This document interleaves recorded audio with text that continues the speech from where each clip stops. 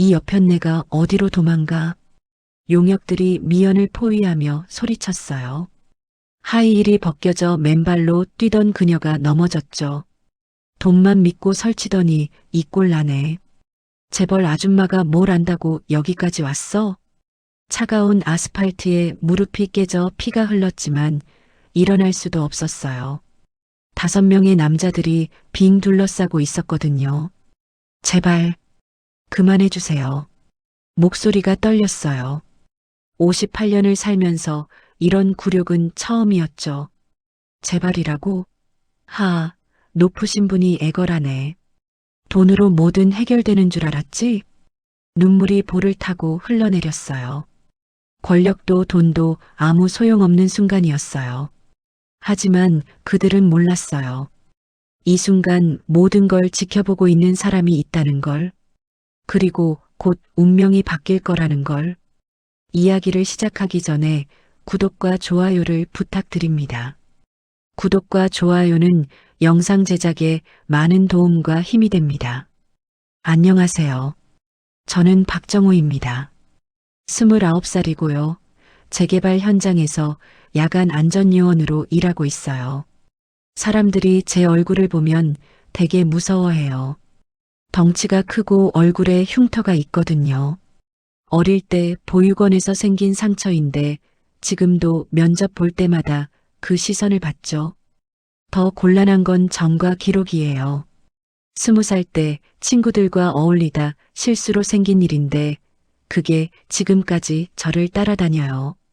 그래서 이런 일밖에 할 수 없어요. 밤새 공사 현장을 지키는 거죠. 남들이 잠들 때 저는 깨어 있고 남들이 깨어날 때 저는 잠들어요. 외로운 일이긴 하지만 나름대로 의미가 있다고 생각해요. 누군가는 해야 할 일이니까요. 오늘도 평소와 다름없이 현장을 돌고 있었어요. 재개발 예정 구역이라 대부분 집들이 비어 있고 가로등도 성성하거든요. 바람이 차갑게 불더니 눈이 내리기 시작했어요.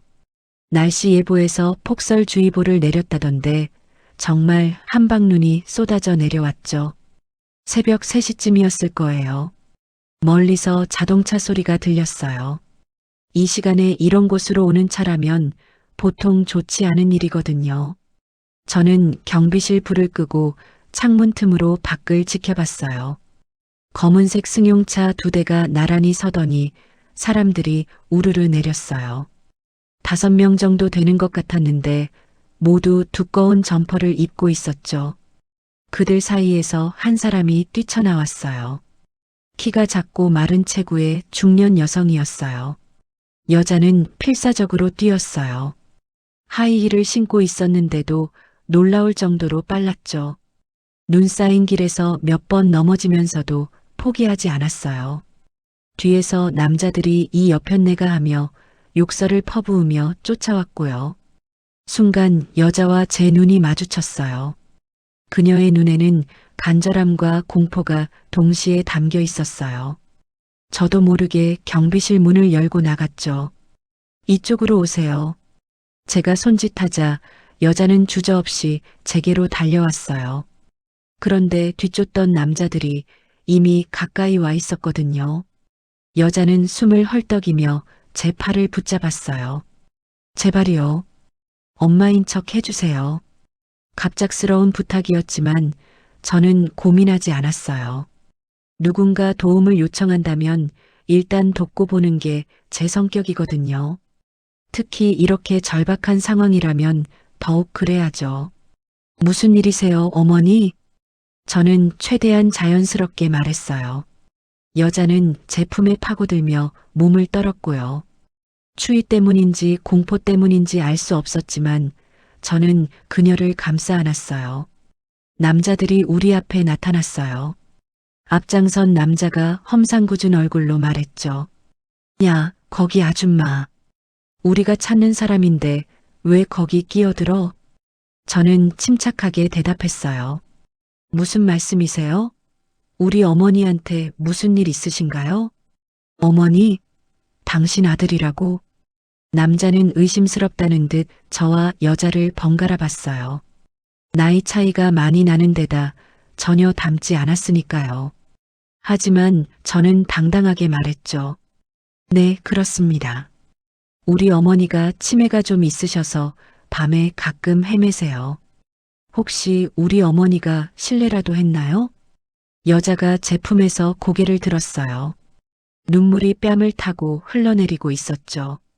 그런데 신기하게도 정말 치매 환자 같은 표정을 지었어요. 아들아, 집에 가자. 춥다. 목소리마저 낮고 힘없었어요. 연기라고 하기엔 너무 자연스러웠죠. 남자들도 잠깐 당황하는 것 같았어요. 이상하네. 분명히 그 여자인데. 야, 그냥 가자. 치매 환자면 소용없어. 다행히 남자들은 포기하고 돌아갔어요. 자동차 소리가 멀어질 때까지 저희는 그대로 서 있었죠. 눈은 계속 내리고 있었고 바람은 더욱 차가워졌어요. 괜찮으신가요? 제가 묻자 여자는 고개를 끄덕였어요. 그런데 다리에 힘이 풀렸는지 비틀거렸죠. 저는 재빨리 그녀를 부축했어요. 일단 안으로 들어가세요. 너무 추워요. 경비실은 작고 낡았지만 따뜻했어요. 전기 히터가 있어서 그나마 견딜만 했거든요. 여자는 의자에 앉더니 한참 동안 숨을 고르셨어요. 저는 자판기에서 커피를 뽑아드렸어요. 드세요. 몸이 따뜻해질 거예요. 여자는 커피캔을 받으며 저를 빤히 봤어요. 이상한 표정이었어요. 슬픔과 그리움이 섞인 것 같았죠. 아드님이 몇 살이에요? 갑작스러운 질문이었어요. 아, 저요? 29이에요. 29. 여자는 중얼거리며 고개를 끄덕였어요. 뭔가 생각에 잠긴 것 같았죠. 저는 더 이상 묻지 않았어요. 사연이 있어 보였거든요. 밖에서는 여전히 눈이 내리고 있었어요. 창문에 하얀 눈송이들이 달라붙었다 녹기를 반복했죠. 경비실 안은 고요했지만 어색하지는 않았어요. 오히려 묘한 안정감이 감돌았죠. 고맙습니다. 여자가 조용히 말했어요. 별 말씀을요. 당연한 일이죠. 당연한 일이라니요. 모르는 사람을 위해서 그렇게 나서는 건 쉬운 일이 아니에요. 여자의 목소리에는 진심이 담겨 있었어요. 저는 괜히 부끄러워졌죠. 저도 어려운 시절이 많았거든요. 도움을 받을 때가 많아서 이제는 제가 누군가를 도와야 한다고 생각해요. 여자가 저를 다시 한번 유심히 봤어요. 그 시선이 부담스럽기도 했지만 따뜻하기도 했죠. 새벽이 밝아오기 시작했어요. 눈은 그쳤지만 추위는 여전했어요. 여자는 커피를 다 마시고 일어섰어요. 이제 가봐야겠어요. 조심히 가세요. 아까 그 사람들이 또 올 수도 있으니까요. 여자는 문 앞에서 발걸음을 멈추더니 돌아봤어요. 혹시 성함이 어떻게 되세요? 박정호입니다. 박정호님, 저는 오미연이에요. 이름을 말하는 그녀의 목소리는 떨렸어요. 무슨 의미가 있는 것 같았지만 저는 알 수 없었죠. 오미연님, 안전하게 돌아가시길 바라요. 그녀는 잠깐 망설이더니 지갑에서 명함을 꺼냈어요. 혹시 무슨 일이 있으면 연락하세요. 제가 도울 수 있는 일이라면 뭐든지요. 명함을 받아보니 놀랐어요. 대성식품 회장 오미연. 들어본 적 있는 큰 회사였거든요. 저는 얼떨떨한 표정으로 그녀를 봤죠. 회장님이세요? 네. 하지만 오늘 밤은 그냥 도움을 받은 한 사람일 뿐이에요. 그녀는 미소를 지으며 밖으로 나갔어요. 곧 택시 한 대가 나타났고 그녀는 그 차에 올라탔죠. 택시가 사라질 때까지 저는 그 자리에 서 있었어요. 손 안에 명함을 들여다봤어요. 오미연이라는 이름 옆에 휴대폰 번호가 적혀 있었죠. 이상한 하룻밤이었어요. 평범한 야간 근무가 이렇게 특별한 만남으로 바뀔 줄은 몰랐거든요. 하지만 뭔가 불안한 기분이 들었어요. 그 남자들의 표정이 심상치 않았고 오미연님의 눈빛도 단순한 고마움 이상이었거든요. 무슨 일이 벌어질지 모르겠지만 이것이 끝이 아닐 것 같은 예감이 들었어요. 안녕하세요. 저는 박정호입니다. 29살이고요. 재개발 현장에서 야간 안전요원으로 일하고 있어요. 사람들이 제 얼굴을 보면 되게 무서워해요. 덩치가 크고 얼굴에 흉터가 있거든요. 어릴 때 보육원에서 생긴 상처인데 지금도 면접 볼 때마다 그 시선을 받죠. 더 곤란한 건 전과 기록이에요. 20살 때 친구들과 어울리다 실수로 생긴 일인데 그게 지금까지 저를 따라다녀요. 그래서 이런 일밖에 할 수 없어요. 밤새 공사 현장을 지키는 거죠. 남들이 잠들 때 저는 깨어 있고 남들이 깨어날 때 저는 잠들어요. 외로운 일이긴 하지만 나름대로 의미가 있다고 생각해요. 누군가는 해야 할 일이니까요. 오늘도 평소와 다름없이 현장을 돌고 있었어요. 재개발 예정 구역이라 대부분 집들이 비어 있고 가로등도 성성하거든요. 바람이 차갑게 불더니 눈이 내리기 시작했어요. 날씨 예보에서 폭설주의보를 내렸다던데 정말 한방눈이 쏟아져 내려왔죠. 새벽 3시쯤이었을 거예요. 멀리서 자동차 소리가 들렸어요. 이 시간에 이런 곳으로 오는 차라면 보통 좋지 않은 일이거든요. 저는 경비실 불을 끄고 창문 틈으로 밖을 지켜봤어요. 검은색 승용차 2대가 나란히 서더니 사람들이 우르르 내렸어요. 5명 정도 되는 것 같았는데 모두 두꺼운 점퍼를 입고 있었죠. 그들 사이에서 한 사람이 뛰쳐나왔어요. 키가 작고 마른 체구의 중년 여성이었어요. 여자는 필사적으로 뛰었어요. 하이힐을 신고 있었는데도 놀라울 정도로 빨랐죠. 눈 쌓인 길에서 몇 번 넘어지면서도 포기하지 않았어요. 뒤에서 남자들이 이 여편네가 하며 욕설을 퍼부으며 쫓아왔고요. 순간 여자와 제 눈이 마주쳤어요. 그녀의 눈에는 간절함과 공포가 동시에 담겨 있었어요. 저도 모르게 경비실 문을 열고 나갔죠. 이쪽으로 오세요. 제가 손짓하자 여자는 주저없이 제게로 달려왔어요. 그런데 뒤쫓던 남자들이 이미 가까이 와 있었거든요. 여자는 숨을 헐떡이며 제 팔을 붙잡았어요. 제발이요. 엄마인 척 해주세요. 갑작스러운 부탁이었지만 저는 고민하지 않았어요. 누군가 도움을 요청한다면 일단 돕고 보는 게 제 성격이거든요. 특히 이렇게 절박한 상황이라면 더욱 그래야죠. 무슨 일이세요, 어머니? 저는 최대한 자연스럽게 말했어요. 여자는 제 품에 파고들며 몸을 떨었고요. 추위 때문인지 공포 때문인지 알 수 없었지만 저는 그녀를 감싸 안았어요. 남자들이 우리 앞에 나타났어요. 앞장선 남자가 험상궂은 얼굴로 말했죠. 야, 거기 아줌마. 우리가 찾는 사람인데 왜 거기 끼어들어? 저는 침착하게 대답했어요. 무슨 말씀이세요? 우리 어머니한테 무슨 일 있으신가요? 어머니, 당신 아들이라고? 남자는 의심스럽다는 듯 저와 여자를 번갈아 봤어요. 나이 차이가 많이 나는 데다 전혀 닮지 않았으니까요. 하지만 저는 당당하게 말했죠. 네, 그렇습니다. 우리 어머니가 치매가 좀 있으셔서 밤에 가끔 헤매세요. 혹시 우리 어머니가 실례라도 했나요?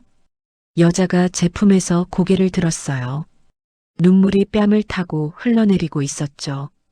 그런데 신기하게도 정말 치매 환자 같은 표정을 지었어요. 아들아, 집에 가자. 춥다. 목소리마저 낮고 힘없었어요. 연기라고 하기엔 너무 자연스러웠죠. 남자들도 잠깐 당황하는 것 같았어요. 이상하네. 분명히 그 여자인데. 야, 그냥 가자.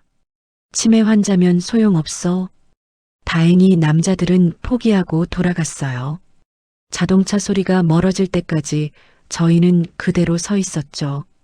눈은 계속 내리고 있었고 바람은 더욱 차가워졌어요. 괜찮으신가요? 제가 묻자 여자는 고개를 끄덕였어요. 그런데 다리에 힘이 풀렸는지 비틀거렸죠. 저는 재빨리 그녀를 부축했어요. 일단 안으로 들어가세요. 너무 추워요. 경비실은 작고 낡았지만 따뜻했어요. 전기 히터가 있어서 그나마 견딜만 했거든요. 여자는 의자에 앉더니 한참 동안 숨을 고르셨어요. 저는 자판기에서 커피를 뽑아드렸어요. 드세요. 몸이 따뜻해질 거예요.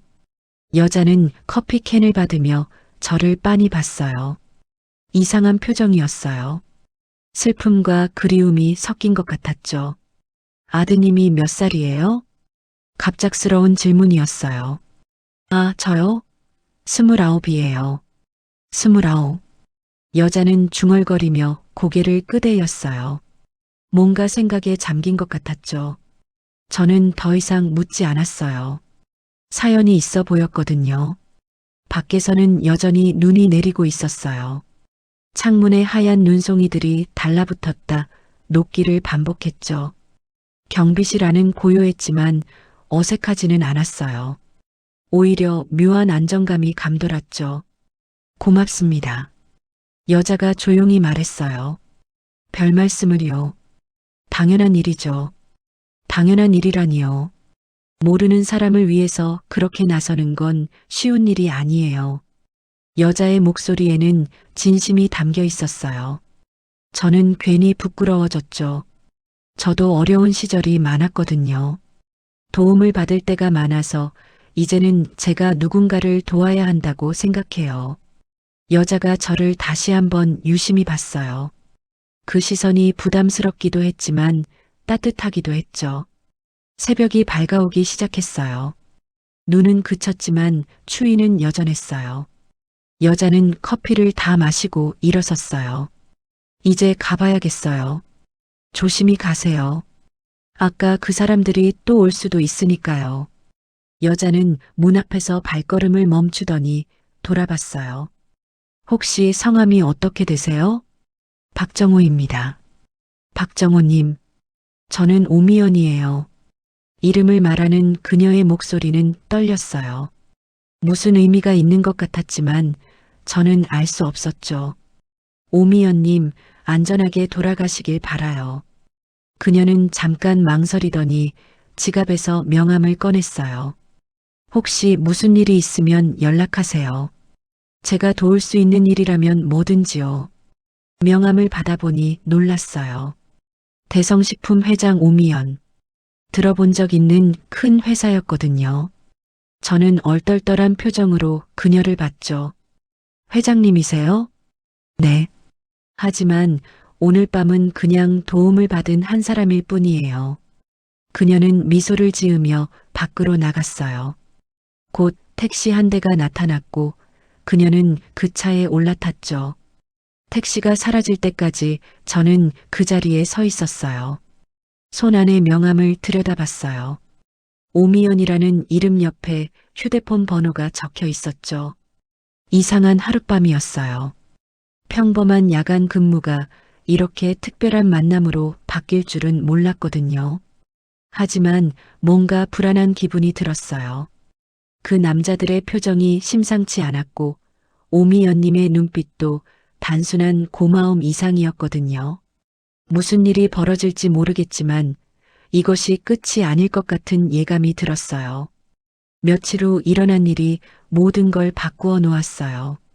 그날도 평소처럼 현장을 돌고 있는데 정장 입은 남자들이 몇 명 나타났어요. 앞장선 남자가 저를 보더니 비웃듯 말했죠. 야, 박정우 맞지? 네, 그런데 누구세요? 나는 태영건설 김태영이야.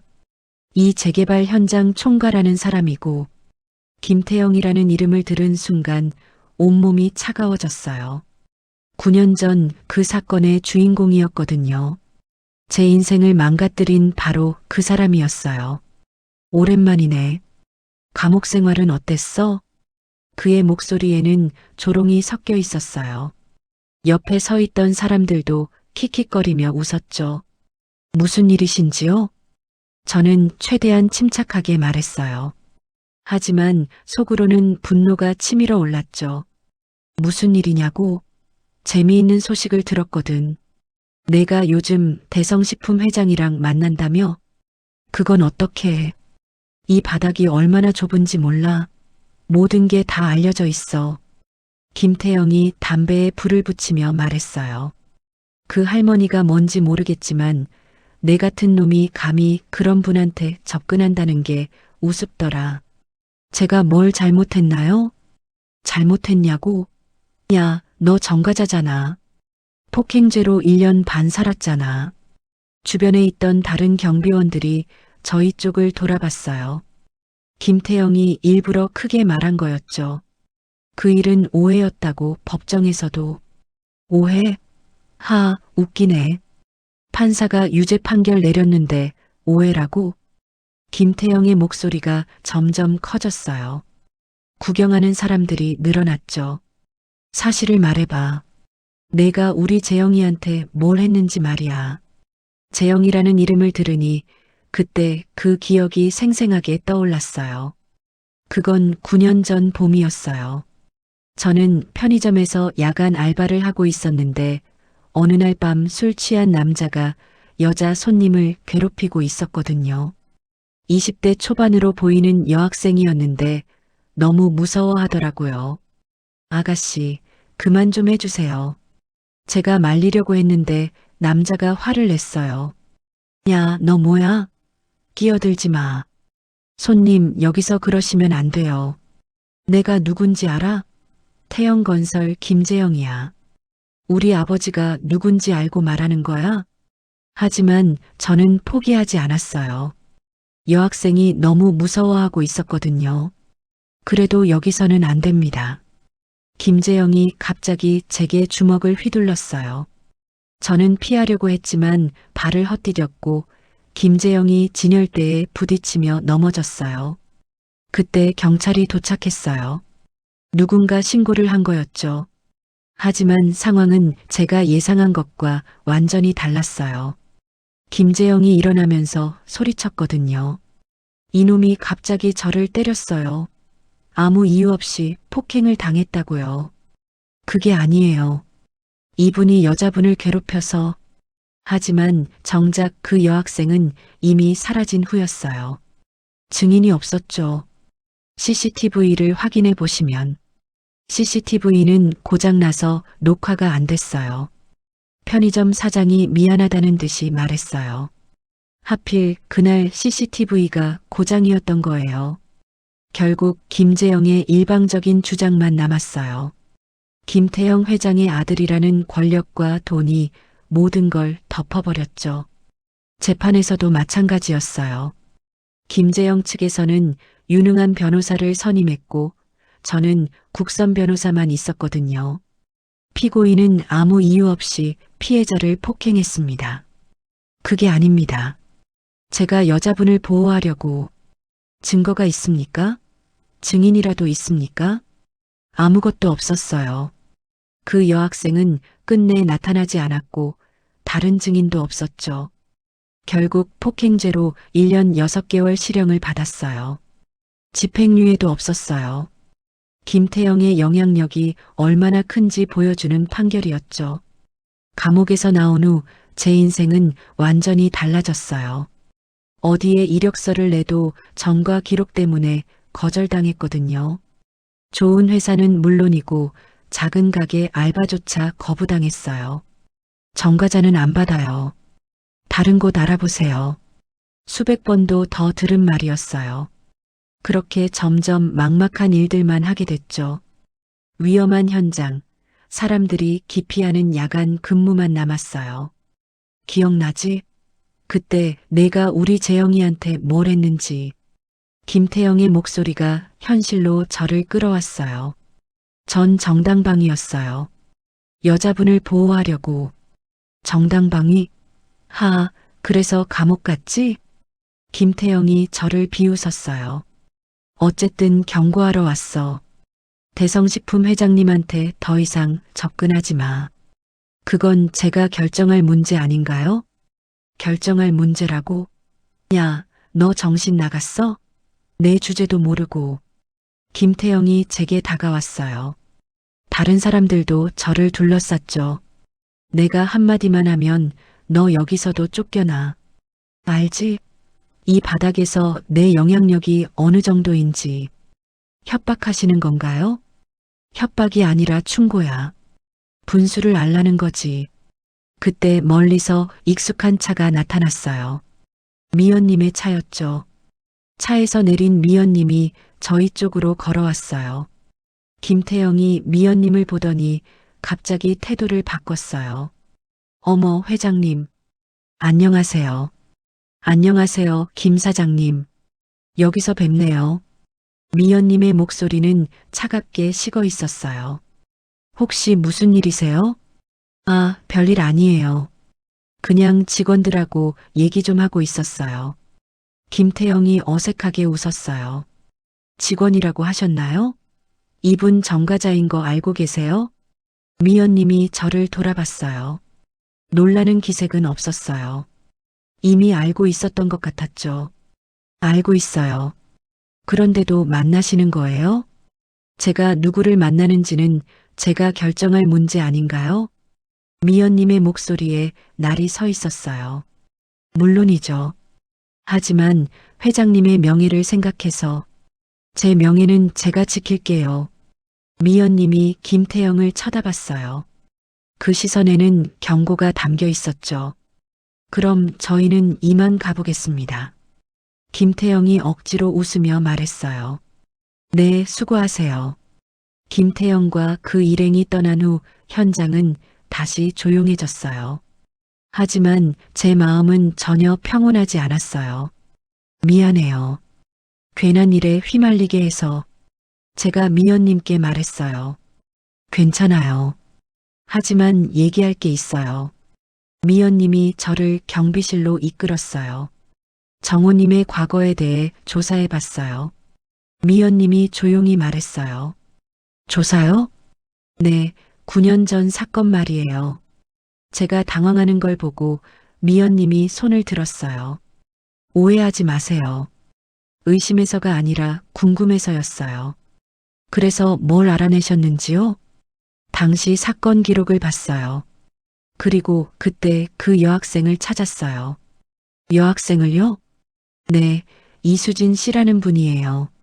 지금은 결혼해서 이름이 바뀌었지만요. 제 심장이 빨리 뛰기 시작했어요. 그분이 뭐라고 하셨나요? 정호님이 말씀하신 게 사실이라고 하더라고요. 김재영 씨가 자신을 괴롭혔고 정호님이 구해줬다고요. 그럼 왜 법정에? 무서웠대요.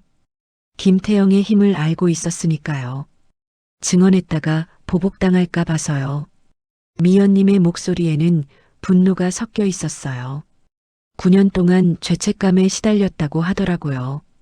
정호님이 억울하게 감옥에 간 걸 알면서도 나서지 못했다고요. 저는 아무 말도 할 수 없었어요. 9년 만에 진실이 밝혀진다고 해서 달라질 건 없었거든요. 이미 제 인생은 망가진 후였어요. 미안해요. 제가 권력을 가지고 있으면서도 이런 일들을 막지 못했네요. 미연님이 고개를 숙였어요. 회장님 잘못이 아니에요. 아니에요. 제가 이 사회의 일부니까요. 권력을 가진 사람들이 힘없는 사람들을 짓밟는 걸 방관했어요.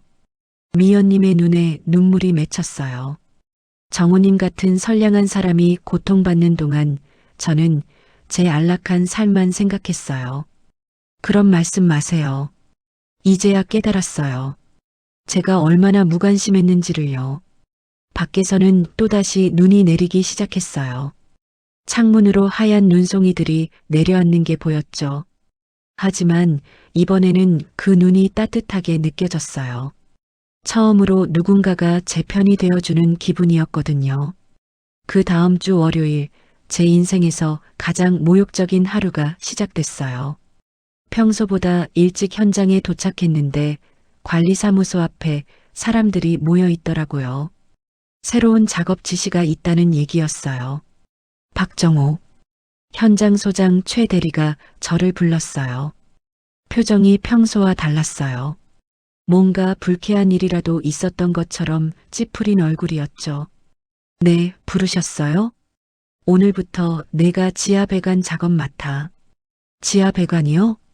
지하 배관 작업은 현장에서 가장 위험한 일 중 하나였어요. 좁은 공간에서 유독가스가 나올 수도 있고 무너질 위험도 있었거든요.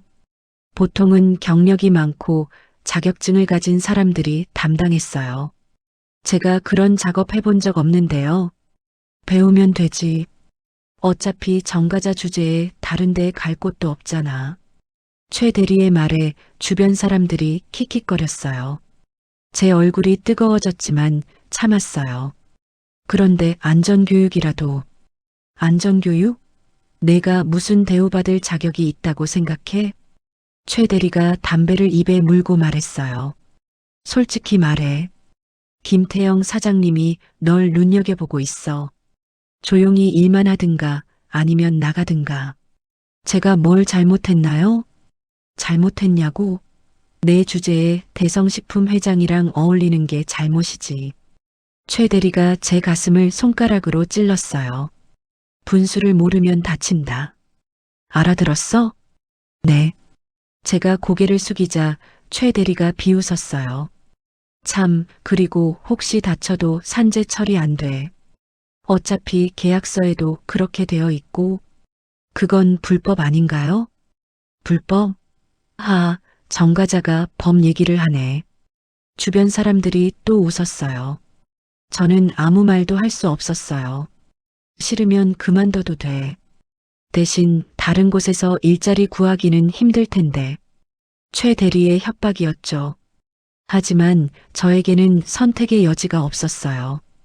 여기서 쫓겨나면 정말 갈 곳이 없었거든요. 알겠습니다. 좋아. 그럼 장비 챙겨서 지하로 내려가. 저는 작업복을 갈아입고 안전모를 썼어요. 하지만 제대로 된 안전장비는 주지 않았어요. 헬멧도 낡은 것이었고 안전줄도 없었죠. 지하로 내려가는 계단은 좁고 어두웠어요. 습한 공기와 퀴퀴한 냄새가 코를 찔렀죠. 손전등 불빛만이 유일한 빛이었어요. 배관 작업은 생각보다 힘들었어요. 좁은 공간에서 무거운 파이프를 옮겨야 했거든요. 몇 시간 지나니 온몸이 땀으로 흠뻑 젖었어요. 점심시간이 되자 다른 직원들은 모두 올라갔어요. 하지만 저는 혼자 남아서 계속 일해야 했어요. 야, 박정호. 점심도 여기서 먹어. 위에서 최 대리가 소리쳤어요. 왜요? 내가 올라오면 다른 사람들이 불쾌해할 것 같아서. 저는 아무 말도 하지 않았어요. 할 말이 없었거든요. 혼자 김밥 한 줄로 점심을 때우고 다시 일을 시작했어요. 오후가 되자 더욱 힘들어졌어요. 파이프에서 녹슨물이 떨어져서 작업복이 더러워졌고 손에는 상처가 생겼어요. 그때 위에서 목소리가 들려왔어요. 정호야, 괜찮아? 미연님의 목소리였어요. 언제 오신 건지 모르겠지만 지하로 내려오고 계셨어요. 아, 회장님. 왜 이런 곳까지? 일하는 모습을 보러 왔어요. 그런데 왜 혼자 여기 있어요? 미연님이 제 주변을 둘러봤어요. 좁고 위험한 작업 환경을 보시더니 얼굴이 굳어졌어요. 안전장비는 어디 있어요? 이게 전부예요. 제가 낡은 헬멧을 가리키자 미연님의 표정이 더욱 심각해졌어요. 이건 너무 위험해요. 제대로 된 장비 없이 이런 작업을 할 수는 없어요. 괜찮아요. 조심히 하고 있으니까요. 하지만 미연님은 화가 나셨어요. 괜찮다니요? 이건 생명과 직결된 문제예요. 미연님이 위로 올라가셨어요. 곧 최 대리와 말다툼하는 소리가 들려왔어요. 이게 무슨 짓이에요? 안전장비도 없이 위험한 작업을 시키다니. 회장님, 이건 저희 내부 문제예요. 내부 문제라고요? 사람 목숨이 내부 문제예요? 하지만 그 사람이 뭐요? 정가자잖아요. 좀 거칠게 부려도 정가자라고 해서 생명이 덜 소중한가요? 미연님의 목소리에는 분노가 가득했어요. 죄송합니다. 하지만 김태영 사장님 지시가 김 사장 지시라고요? 미연님의 목소리가 차가워졌어요. 네, 박정우를 특별히 관리하라고 하셨어요. 잠깐 침묵이 흘렀어요. 그리고 미연님이 다시 지하로 내려왔어요. 정우님, 올라오세요. 아직 일이 끝나지. 올라오라고 했어요. 미연님의 목소리는 단호했어요. 저는 도구를 정리하고 위로 올라갔어요. 현장에는 다른 직원들이 모여서 웅성거리고 있었어요. 정우님, 오늘 일은 여기서 끝이에요. 미연님이 말씀하셨어요. 하지만 회장님, 최 대리가 끼어들려 했지만 미연님이 손을 들어 막았어요. 내일부터는 제대로 된 안전장비를 지급하세요. 그리고 위험한 작업은 혼자 시키지 마세요. 네. 최 대리가 마지못해 대답했어요. 저는 부끄러웠어요. 미연님 때문에 제가 특별 대우를 받는 것처럼 보였거든요. 다른 직원들의 시선이 곱지 않았어요. 괜찮으세요? 미연님이 걱정스럽게 물었어요. 네, 괜찮습니다. 하지만 전혀 괜찮지 않았어요. 마음이 너무 아팠거든요. 회장님, 이렇게 도와주시지 마세요. 왜요? 제가 더 힘들어져요. 다른 사람들이 저를 더 싫어하게 될 거예요. 미연님이 놀란 표정을 지었어요. 그런 건 신경 쓰지 마세요. 신경 안 쓸 수가 없어요. 회장님이 떠나시면 저 혼자 남는 거잖아요. 제 목소리가 떨렸어요. 그러면 제가 계속 지켜보겠어요. 그럴 수는 없잖아요. 회장님도 할 일이 있으실 텐데. 미연님이 할 말을 잃으셨어요. 저는 괜찮아요. 이런 대우 받는 게 처음도 아니고요. 처음이 아니라니요? 네, 어릴 때부터 계속 이랬어요. 보육원에서도 문제아 취급받았고 사회에 나와서도 마찬가지였어요. 제가 쓴웃음을 지었어요. 정가자가 되고 나서는 더 심해졌죠. 사람 취급도 못 받고요. 정우님, 괜찮다고 말씀드렸잖아요. 저는 이미 익숙해요. 하지만 정말로는 괜찮지 않았어요. 마음 한구석이 무너져 내리는 기분이었거든요. 미연님이 떠나신 후 저는 경비실로 돌아왔어요. 거울을 보니 얼굴이 시커멓게 더러워져 있었어요. 손도 상처투성이었고요. 이게 내 인생이구나. 혼잣말이 나왔어요. 창밖으로 다른 직원들이 퇴근하는 모습이 보였어요. 모두들 즐겁게 웃으며 이야기하고 있었죠. 저만 홀로 남겨진 기분이었어요. 그날 밤 제대로 잠들 수 없었어요. 낮에 있었던 일들이 계속 머릿속을 맴돌았거든요. 특히 최 대리가 한 말들이 생생하게 들렸어요. 정가자 주제에 분수를 모르면 다친다. 산재 처리 안 돼. 그 말들이 칼처럼 제 마음을 찔렀어요. 새벽이 되어서야 잠깐 잠들었는데 꿈에서도 똑같은 일이 반복됐어요. 사람들이 저를 손가락질하고 비웃고 모욕하는 꿈이었죠. 다음 날 아침 일어나니 온몸이 아팠어요. 어제의 힘든 작업 때문이기도 했지만 마음의 상처가 더 컸어요. 거울을 보니 눈이 충혈되어 있었어요. 무너진 제 모습이 한심하게 느껴졌죠. 이렇게 살 수는 없어. 갑자기 그런 생각이 들었어요. 더 이상 이런 굴욕을 당하면서 살 수는 없다는 생각이요. 무엇인가 바뀌어야 했어요. 제가 바뀌든지 상황이 바뀌든지 제 눈빛이 달라지는 걸 느꼈어요. 체념과 절망 대신 새로운 결심이 생겨났거든요. 더 이상 당하고만 살지 않겠다는 다짐이었어요.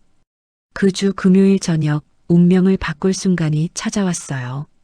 평소처럼 현장을 순찰하던 중 배수로에 빠진 공구를 건지려다가 바지가 찢어졌어요. 무릎 아래쪽이 길게 찢어져서 다리가 훤히 보였죠. 아, 이런. 저는 당황해서 찢어진 부분을 가리려 했어요. 그런데 마침 미연님이 나타나셨거든요. 괜찮으세요? 네, 별일 아니에요. 바지만 좀 찢어졌어요. 그런데 미연님의 시선이 제 다리에 머물렀어요. 정확히는 무릎 아래 5cm 지점에 있는 흉터였죠. 그 흉터는 어릴 때 생긴 거였어요.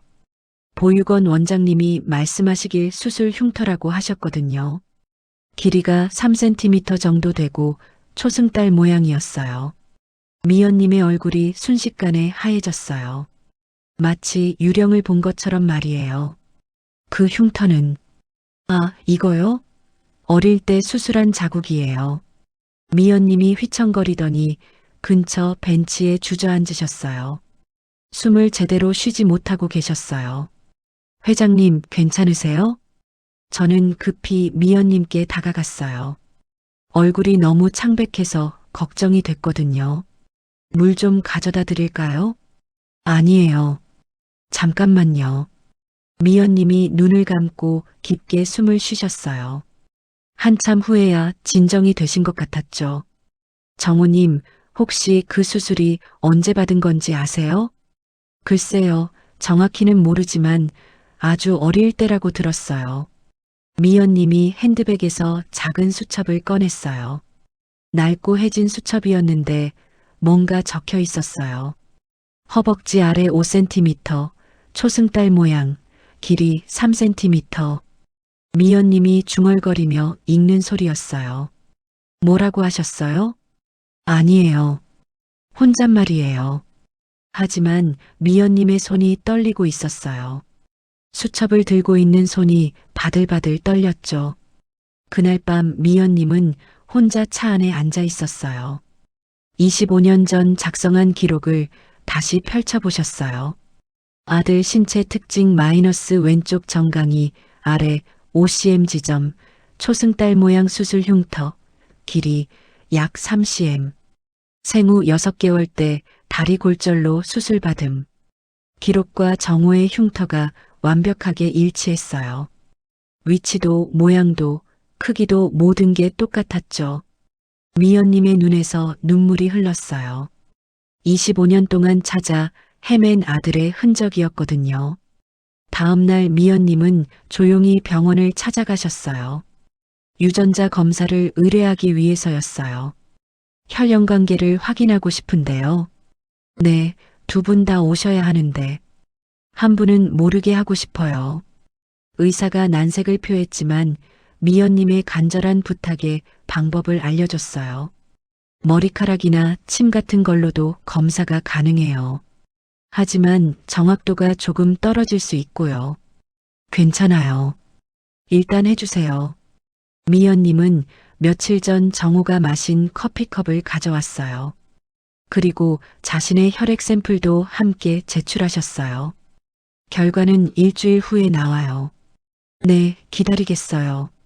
그 일주일은 미연님에게 가장 긴 시간이었어요. 밤잠을 제대로 이루지 못했고 음식도 목으로 넘어가지 않았어요. 한편 정우는 아무것도 모른 채 평소처럼 일하고 있었어요. 다만 며칠 전부터 현장에서 이상한 분위기가 감돌았어요. 김태영의 부하들이 자주 나타났고 직원들이 수군거리는 일이 많아졌어요. 내일부터 지하 3층 작업 들어간다. 최 대리가 정호에게 말했어요. 지하 3층이요? 그곳은 아직 안전점검도. 안전점검은 나중에 하고 일단 기초 작업부터 해. 하지만 위험하지 않을까요? 위험하다고? 너 같은 놈이 뭘 위험해해? 최 대리가 비웃었어요. 그날 저녁 미연님이 현장에 오셨어요. 며칠 동안 못 보셨는데 많이 야위신 것 같았어요. 정우님, 요즘 일이 많이 힘드세요? 괜찮아요. 근데 회장님은 좀 안 좋아 보이세요. 저요? 아니에요. 그냥 좀 피곤해서요. 미연님이 어색하게 웃으셨어요. 내일부터 지하 깊은 곳에서 작업한다고 하니까 조심하세요. 네, 알겠어요.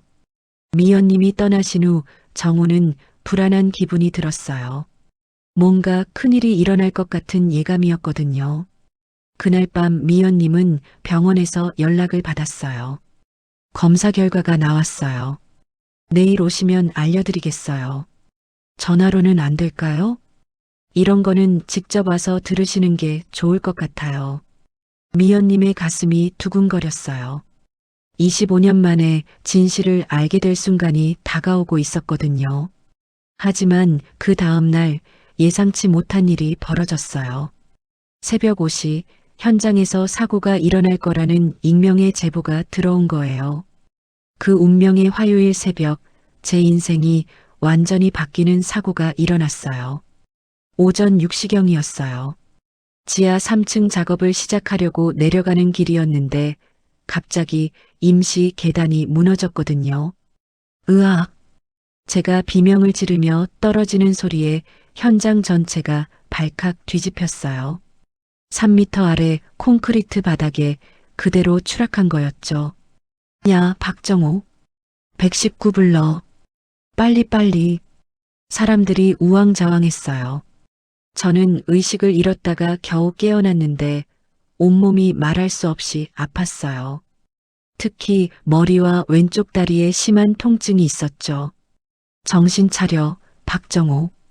최 대리가 제 얼굴을 두드렸어요. 하지만 그의 표정에는 걱정보다 당황이 더 컸어요. 구급차 언제 와? 10분 후에 온다고 해요. 이런 젠장, 큰일 났네. 최 대리가 중얼거렸어요. 뭔가 이상했어요. 다친 사람을 걱정하는 게 아니라 자신의 입장을 걱정하는 것 같았거든요. 구급차가 도착해서 저를 병원으로 옮겼어요. 의식이 흐릿했지만 계속 미연님 생각이 났어요. 이 일을 알면 얼마나 놀라실까 하는 걱정이었죠. 한편 미연님은 그 시각 병원에 계셨어요. DNA 검사 결과를 받으러 온 거였어요. 오미연님 맞으시죠? 네, 그렇습니다. 검사 결과 나왔어요. 안으로 들어오세요. 의사 사무실은 조용했어요. 미연님의 심장은 터질 듯이 뛰고 있었죠.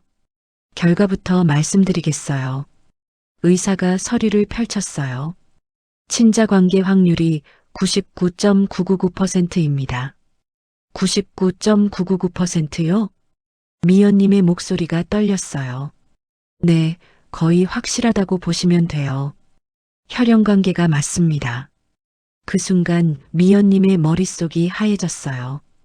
25년 동안 찾아 헤맨 아들이 바로 정호였던 거예요. 혹시 실수는 없나요? 3번 재검했어요. 결과는 동일합니다. 미연님이 의자에서 일어서려다 휘청거렸어요. 다리에 힘이 풀렸거든요. 괜찮으세요? 네, 괜찮아요. 하지만 전혀 괜찮지 않았어요.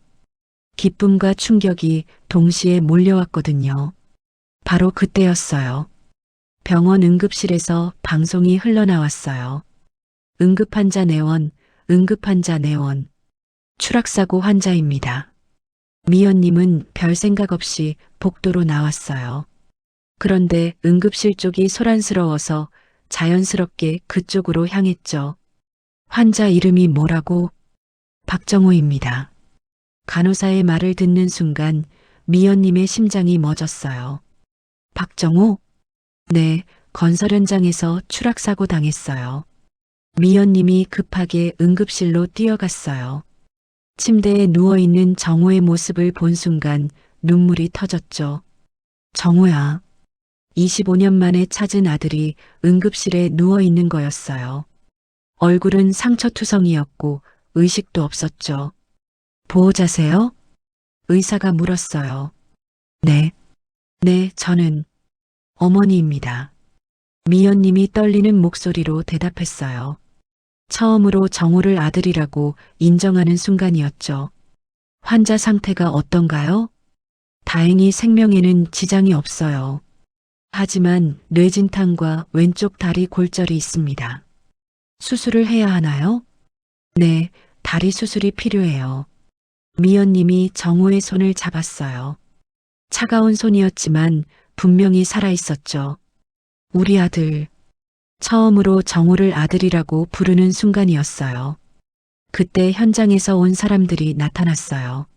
최 대리를 비롯해서 몇 명의 직원들이었죠. 회장님, 여기 계셨네요. 최 대리가 당황한 표정으로 말했어요. 사고가 어떻게 일어난 거예요? 미연님의 목소리는 차가웠어요. 그게 임시 계단이 갑자기 무너졌어요. 임시 계단이요? 네, 원래 계단이 공사 중이라서 임시로 만든 거였는데 안전점검은 했나요? 그게 최 대리가 말을 못했어요.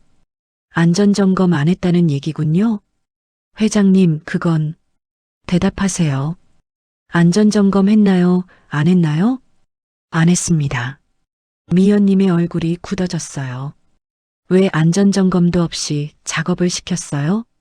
김태영 사장님이 빨리 진행하라고 해서. 김 사장이요? 네, 어제 직접 연락이 와서 박정우를 지하 3층 작업에 투입하라고 했어요. 미연님의 눈이 번뜩였어요. 뭔가 이상한 냄새가 났거든요. 왜 하필 정우님을요? 그건 잘 모르겠어요. 하지만 최 대리의 표정이 석연치 않았어요. 미연님이 휴대폰을 꺼냈어요. 김태영 사장님께 전화하겠어요. 아, 그건 좀. 최 대리가 말렸지만 미연님은 이미 전화를 걸었어요. 김 사장님, 저 오미연입니다. 아, 회장님, 무슨 일이세요? 우리 현장에서 사고가 났다는데 들으셨나요? 사고요? 무슨, 박정우 씨가 추락했어요.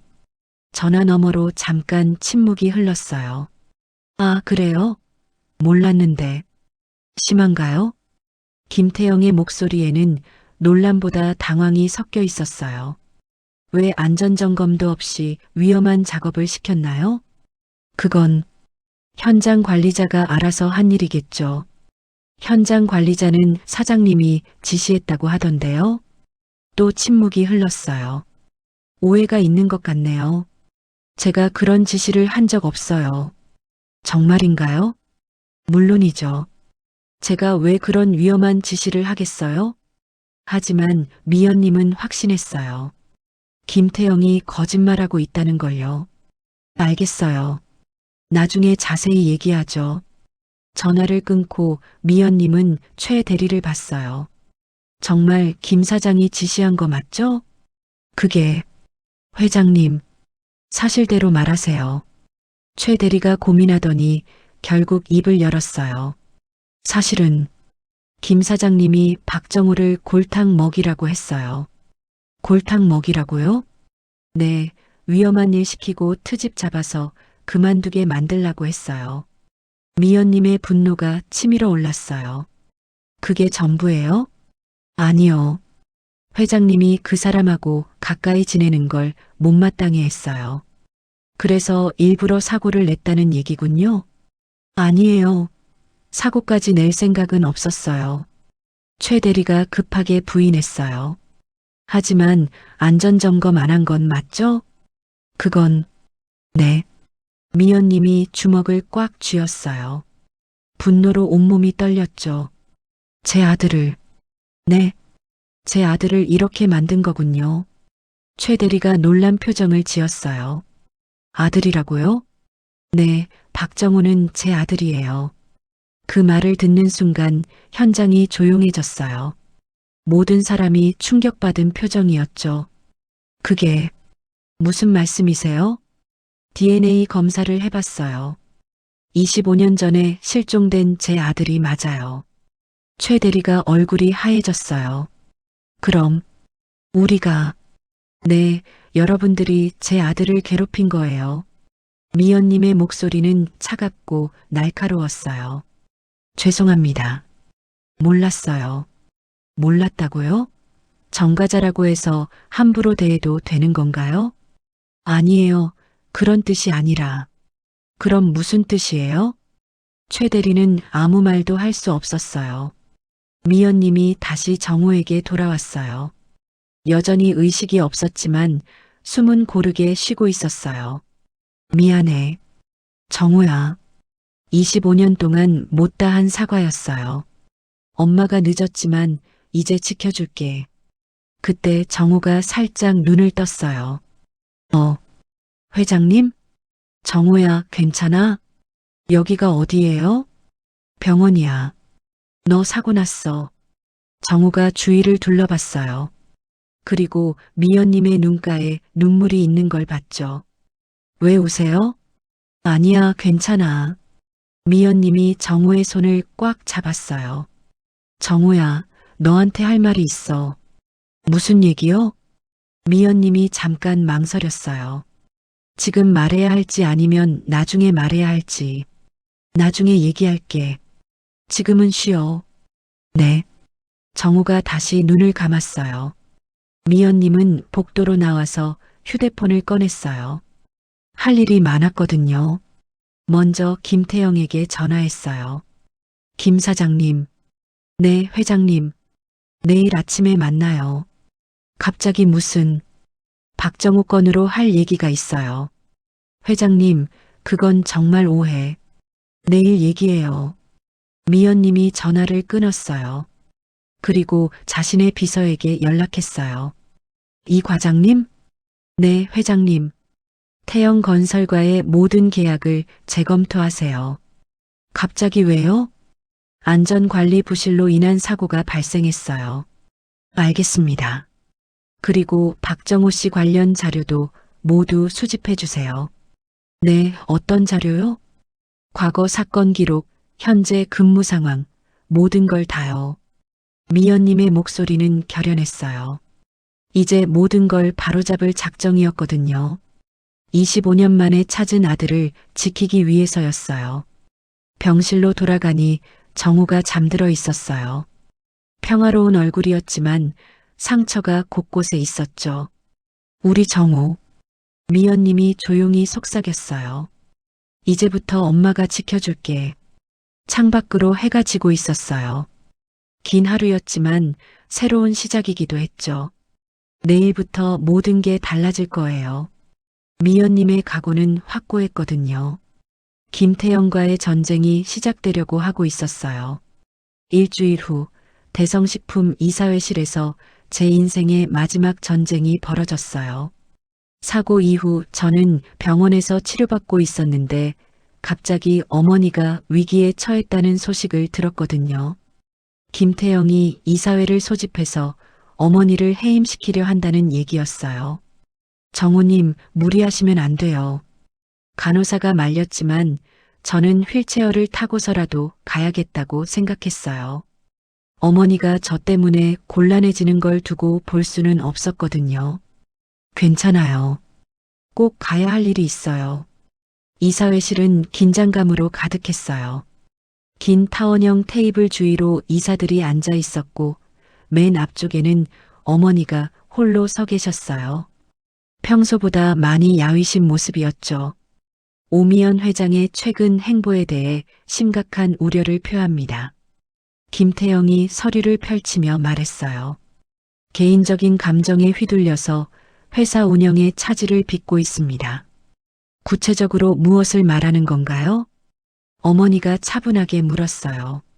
정가자와 개인적 관계를 맺으면서 우리 회사 이미지에 타격을 주고 있어요. 김태영의 목소리에는 확신이 가득했어요. 그리고 태영건설과의 계약을 일방적으로 파기하려 하고 있습니다. 안전사고가 발생했으니 당연한 조치 아닌가요? 하지만 그 결정 과정이 감정적이었다는 게 문제입니다. 다른 이사들도 고개를 끄덕였어요. 김태영이 미리 작업을 해놓은 것 같았죠. 특히 박정우라는 인물과의 관계가 매우 부적절합니다. 김태영이 제 사진을 꺼냈어요. 정가자이면서 현재도 의혹이 많은 인물이에요. 그때였어요. 이사회실 문이 열리면서 제가 휠체어를 타고 들어갔거든요. 죄송합니다. 늦었네요. 이사들이 모두 저를 돌아봤어요. 놀란 표정들이었죠. 당신이 누구길래 이사회에? 김태영이 불쾌한 표정으로 말했어요. 저는 박정호입니다. 오늘 이야기의 당사자죠. 어머니가 제게 다가오셨어요. 괜찮아요? 병원에 있어야 하는 거 아니에요? 어머니가 힘들어 하시는데 가만히 있을 수는 없죠. 제가 어머니라고 부르자 이사회실이 술렁거렸어요. 뭐라고 했나요? 김태영이 의심스럽다는 듯 물었어요. 어머니라고 했습니다. 오미연 회장님은 제 친어머니거든요. 무슨 황당한 소리를. 황당한 소리가 아니에요. 어머니가 가방에서 서류를 꺼냈어요. DNA 검사 결과입니다. 친자 확률 99.999%예요. 서류를 받아본 이사들의 표정이 바뀌었어요. 25년 전에 실종된 제 아들이 바로 박정호입니다. 그건 조작된 거 아닙니까? 김태영이 당황하며 말했어요. 조작이라고요? 그럼 이것도 조작인가요? 저는 휴대폰을 꺼내서 녹음 파일을 재생했어요. 박정호를 골탕 먹이라고 했어요. 위험한 일 시키고 트집 잡아서 그만두게 만들라고 했어요. 최 대리의 목소리가 선명하게 들려왔어요. 그게 어디서 나온 거죠? 병원에서 녹음한 겁니다. 최 대리가 직접 증언한 내용이에요. 김태영의 얼굴이 하얘졌어요. 그리고 이것도 보세요. 제가 또 다른 서류를 꺼냈어요. 9년 전 제가 받은 폭행 판결에 대한 재조사 결과입니다. 재조사요? 네, 당시 사건의 피해자를 찾았어요. 이수진 씨가 증언했습니다. 서류에는 이수진 씨의 진술서가 들어 있었어요. 김재영 씨가 저를 성추행했고 박정호 씨가 저를 구해주었다고 증언했어요. 그건 김태영이 말을 잇지 못했어요. 그리고 당시 CCTV가 고장난 것도 조작이었다고 하더군요. 무슨 말이에요? 편의점 사장이 돈을 받고 거짓 증언한 거였어요. 실제로는 CCTV가 멀쩡히 작동하고 있었거든요. 제가 USB를 꺼냈어요. 9년 전 그날 밤 CCTV 영상입니다. 노트북에 영상을 재생하자 당시 상황이 그대로 나왔어요. 김재영이 여학생을 괴롭히고 제가 말리려다 실수로 김재영이 넘어지는 장면이 선명했죠. 이게 진실입니다. 제가 폭행범이 아니라 피해자를 구한 거였어요. 이사들이 웅성거렸어요. 그럼 지금까지, 네, 지금까지 저는 억울한 누명을 쓰고 살았어요. 김태영이 식은땀을 흘렸어요. 하지만 이미 법정에서 판결받은 일 아닙니까? 재심을 신청했어요. 새로운 증거가 나왔으니까요. 어머니가 말씀하셨어요. 그리고 이번 사고도 마찬가지입니다. 의도적으로 안전점검을 생략한 채 위험한 작업을 지시한 거죠. 증거가 있나요? 물론이죠. 저는 또 다른 녹음 파일을 재생했어요. 김태영 사장이 직접 연락해서 박정호를 지하 3층 작업에 투입하라고 했다. 최 대리의 증언이 또다시 흘러나왔어요. 안전점검도 하지 말고 빨리 진행하라고 했다. 김태영이 완전히 당황했어요. 그건 오해입니다. 오해라고요? 어머니가 차가운 목소리로 말했어요. 제 아들을 죽이려 했다는 게 오해인가요? 그런 뜻이 아니었어요. 그럼 무슨 뜻이었어요? 그냥 좀 괴롭히려고. 김태영이 실수로 진실을 말해버렸어요. 괴롭히려고 했다는 거군요. 자백하는 건가요? 이사회실이 조용해졌어요. 모든 증거가 명확했거든요. 김태영 이사는 개인적인 원한으로 직원을 위험에 빠뜨렸습니다. 어머니가 엄숙하게 말했어요. 그리고 그 직원이 바로 제 아들이었어요. 저는 김태영이 변명하려 했지만 이미 늦었어요. 바로 그때 이사회실 문이 열렸어요. 경찰들이 들어왔거든요. 김태영 씨죠? 네. 업무상 과실치상 혐의로 체포합니다. 잠깐만요. 이건 오해예요. 김태영이 발버둥 쳤지만 소용없었어요. 그리고 증거인멸 및 위증교사 혐의도 있습니다. 경찰이 수갑을 채우자 김태영의 얼굴이 절망으로 일그러졌어요. 회장님, 한 번만 봐주세요. 김태영이 어머니께 애원했어요. 제가 잘못했어요. 다시는 안 그럴게요. 어머니가 그를 차갑게 내려다봤어요. 25년 동안 제 아들이 얼마나 고생했는지 아세요? 죄송합니다. 지금 와서 미안하다고 해서 달라지는 게 있나요? 김태영이 끌려나가면서 이사회실은 다시 조용해졌어요. 이제 모든 게 명확해졌습니다. 어머니가 이사들을 둘러봤어요. 제가 개인적 감정으로 판단했다고 하셨는데 사실은 제 아들을 지키려던 거였어요. 이사들이 고개를 숙였어요. 어머니로서 당연한 일을 한 거예요. 회장님, 저희가 몰랐습니다. 한 이사가 사과했어요. 앞으로는 이런 일이 없도록 하겠습니다. 어머니가 제 손을 잡으셨어요. 정우야, 이제 괜찮아? 네, 어머니. 저는 처음으로 마음 편히 어머니라고 불렀어요. 더 이상 숨길 필요가 없었거든요. 25년 늦었지만 이제부터 제대로 된 어머니가 될게. 저도 제대로 된 아들이 되겠어요. 이사회실의 따뜻한 분위기가 흘렀어요. 오랜 시간 지속된 갈등이 마침내 해결된 거였죠. 그럼 회장 해임 건은 당연히 철회입니다. 이사들이 만장일치로 결정했어요. 앞으로 더욱 열심히 회사 운영에 전념하겠습니다. 어머니가 다시 한번 다짐하셨어요. 이사회가 끝나고 저희는 조용한 곳으로 나왔어요. 회사 옥상 정원이었는데 도시 전경이 한눈에 보였어요. 정말 꿈 같아. 제가 중얼거렸어요. 꿈이 아니야. 현실이야. 어머니가 제 어깨를 두드려 주셨어요. 이제부터 새로 시작하는 거야. 네, 어머니. 바람이 살살 불어왔어요. 따뜻한 봄바람이었죠. 오랜 겨울이 끝나고 봄이 온 것 같은 기분이었어요. 25년 동안 고생 많았어. 어머니도 많이 힘드셨을 거예요. 이제는 괜찮아. 서로 있으니까. 네, 이제는 정말 괜찮을 것 같았어요.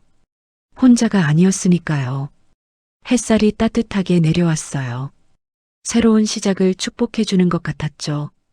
일주일 후 대성식품 이사회실에서 제 인생의 마지막 전쟁이 벌어졌어요.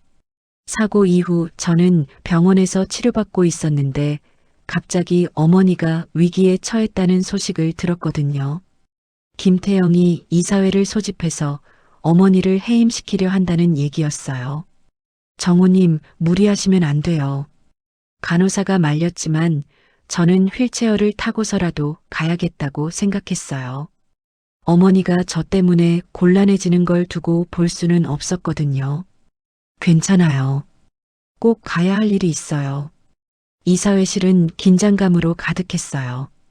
긴 타원형 테이블 주위로 이사들이 앉아 있었고 맨 앞쪽에는 어머니가 홀로 서 계셨어요.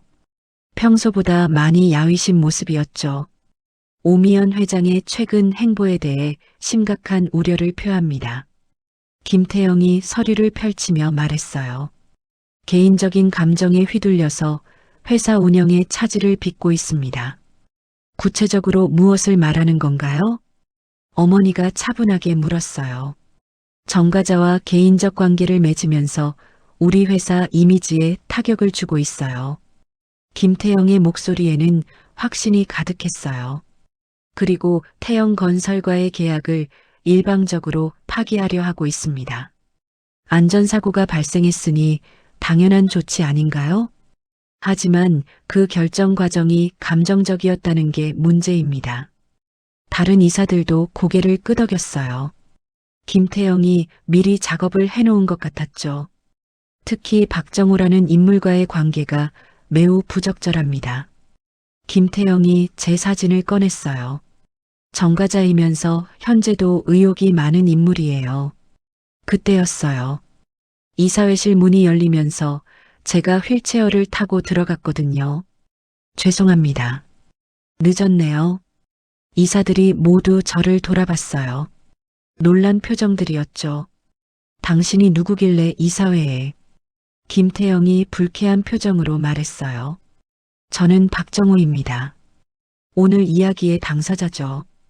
어머니가 제게 다가오셨어요. 괜찮아요? 병원에 있어야 하는 거 아니에요? 어머니가 힘들어 하시는데 가만히 있을 수는 없죠. 제가 어머니라고 부르자 이사회실이 술렁거렸어요. 뭐라고 했나요? 김태영이 의심스럽다는 듯 물었어요. 어머니라고 했습니다. 오미연 회장님은 제 친어머니거든요. 무슨 황당한 소리를. 황당한 소리가 아니에요. 어머니가 가방에서 서류를 꺼냈어요. DNA 검사 결과입니다. 친자 확률 99.999%예요. 서류를 받아본 이사들의 표정이 바뀌었어요. 25년 전에 실종된 제 아들이 바로 박정호입니다. 그건 조작된 거 아닙니까? 김태영이 당황하며 말했어요. 조작이라고요? 그럼 이것도 조작인가요? 저는 휴대폰을 꺼내서 녹음 파일을 재생했어요. 박정호를 골탕 먹이라고 했어요. 위험한 일 시키고 트집 잡아서 그만두게 만들라고 했어요. 최 대리의 목소리가 선명하게 들려왔어요. 그게 어디서 나온 거죠? 병원에서 녹음한 겁니다. 최 대리가 직접 증언한 내용이에요. 김태영의 얼굴이 하얘졌어요. 그리고 이것도 보세요. 제가 또 다른 서류를 꺼냈어요. 9년 전 제가 받은 폭행 판결에 대한 재조사 결과입니다. 재조사요? 네, 당시 사건의 피해자를 찾았어요. 이수진 씨가 증언했습니다. 서류에는 이수진 씨의 진술서가 들어 있었어요. 김재영 씨가 저를 성추행했고 박정호 씨가 저를 구해주었다고 증언했어요. 그건 김태영이 말을 잇지 못했어요. 그리고 당시 CCTV가 고장난 것도 조작이었다고 하더군요. 무슨 말이에요? 편의점 사장이 돈을 받고 거짓 증언한 거였어요. 실제로는 CCTV가 멀쩡히 작동하고 있었거든요. 제가 USB를 꺼냈어요. 9년 전 그날 밤 CCTV 영상입니다. 노트북에 영상을 재생하자 당시 상황이 그대로 나왔어요. 김재영이 여학생을 괴롭히고 제가 말리려다 실수로 김재영이 넘어지는 장면이 선명했죠. 이게 진실입니다. 제가 폭행범이 아니라 피해자를 구한 거였어요. 이사들이 웅성거렸어요. 그럼 지금까지, 네, 지금까지 저는 억울한 누명을 쓰고 살았어요. 김태영이 식은땀을 흘렸어요. 하지만 이미 법정에서 판결받은 일 아닙니까? 재심을 신청했어요. 새로운 증거가 나왔으니까요. 어머니가 말씀하셨어요. 그리고 이번 사고도 마찬가지입니다. 의도적으로 안전점검을 생략한 채 위험한 작업을 지시한 거죠. 증거가 있나요? 물론이죠. 저는 또 다른 녹음 파일을 재생했어요. 김태영 사장이 직접 연락해서 박정호를 지하 3층 작업에 투입하라고 했다. 최 대리의 증언이 또다시 흘러나왔어요. 안전점검도 하지 말고 빨리 진행하라고 했다. 김태영이 완전히 당황했어요. 그건 오해입니다. 오해라고요? 어머니가 차가운 목소리로 말했어요. 제 아들을 죽이려 했다는 게 오해인가요? 그런 뜻이 아니었어요. 그럼 무슨 뜻이었어요? 그냥 좀 괴롭히려고. 김태영이 실수로 진실을 말해버렸어요. 괴롭히려고 했다는 거군요. 자백하는 건가요? 이사회실이 조용해졌어요. 모든 증거가 명확했거든요. 김태영 이사는 개인적인 원한으로 직원을 위험에 빠뜨렸습니다. 어머니가 엄숙하게 말했어요. 그리고 그 직원이 바로 제 아들이었어요. 저는 김태영이 변명하려 했지만 이미 늦었어요. 바로 그때 이사회실 문이 열렸어요. 경찰들이 들어왔거든요. 김태영 씨죠? 네. 업무상 과실치상 혐의로 체포합니다. 잠깐만요. 이건 오해예요. 김태영이 발버둥 쳤지만 소용없었어요. 그리고 증거인멸 및 위증교사 혐의도 있습니다. 경찰이 수갑을 채우자 김태영의 얼굴이 절망으로 일그러졌어요. 회장님, 한 번만 봐주세요. 김태영이 어머니께 애원했어요. 제가 잘못했어요. 다시는 안 그럴게요.